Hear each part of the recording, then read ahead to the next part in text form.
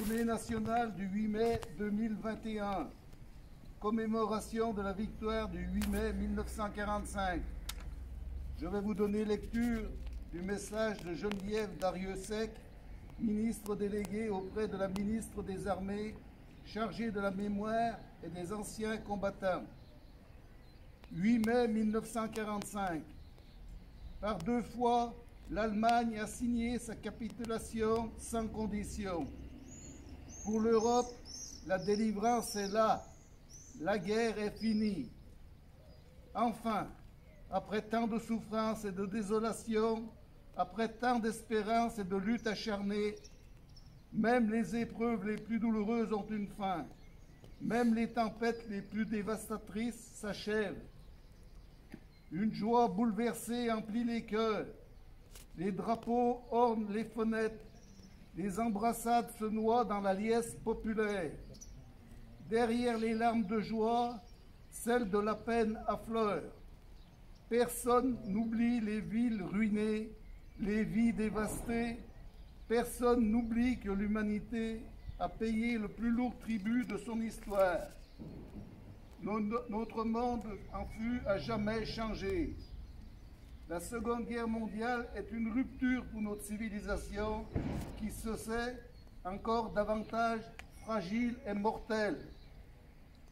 76 ans plus tard, reliés par notre mémoire commune et épris de la même reconnaissance, nous nous unissons par la pensée et par notre hommage pour saluer le souvenir de celles et ceux qui ont combattu et abattu le fléau nazi. Pour notre pays, rien ne fut simple.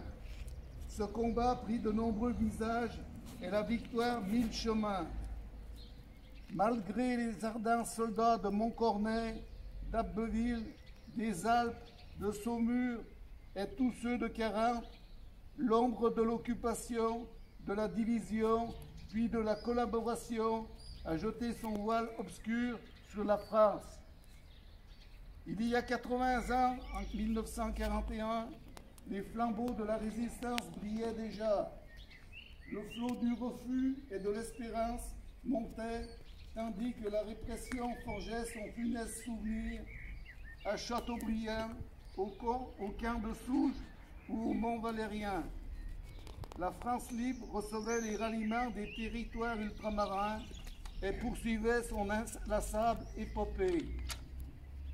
Dans les sables de Koufra, elle nouait un pacte avec la victoire et par la voix du colonel Leclerc regardait déjà vers Strasbourg. À l'instar d'Hubert Germain, dernier des compagnons de la Libération, ce fut toute une jeunesse ardente et résistante qui refusa la défaite et l'asservissement, qui refusa de servir les desseins de l'occupant. Tous, ils ont permis à la France de s'asseoir à la table des vainqueurs.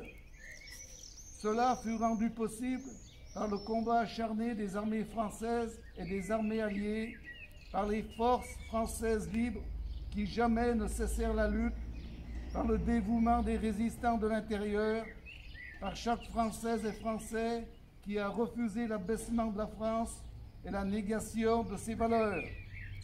Notre gratitude demeure indéfectible. Entendons les mots de Malraux. Un monde sans espoir est irrespirable.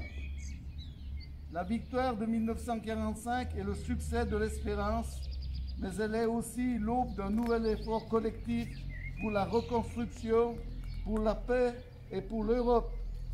Hier comme aujourd'hui, face aux épreuves et aux crises du temps, la nation française se tient debout, résiliente et espérante. Unis et solidaires, souvenons-nous de l'adversité surmontée et de la liberté reconquise. Drapeau au baudrier.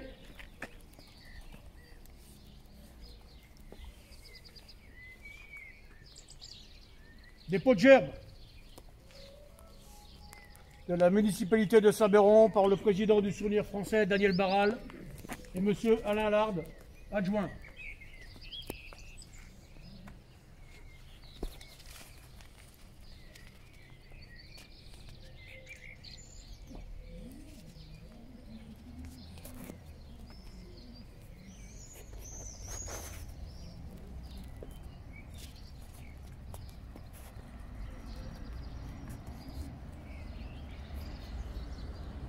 Aux morts.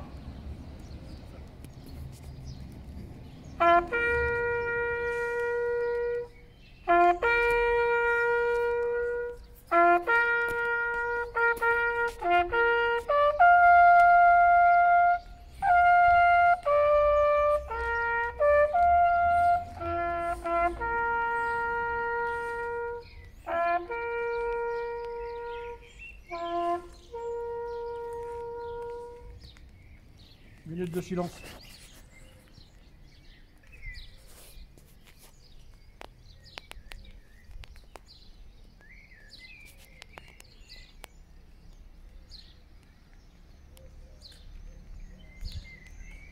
La Marseillaise.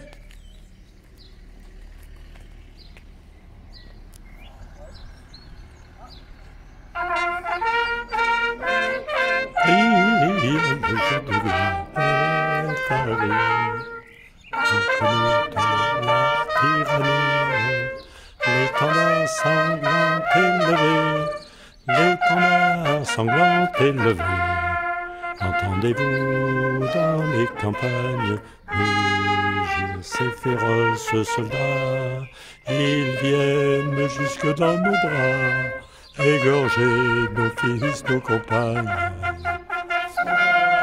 Mes citoyens, formez vos bataillons, marchons, marchons, qu'un sang impur abreuve nos sillons. Drapeau bas.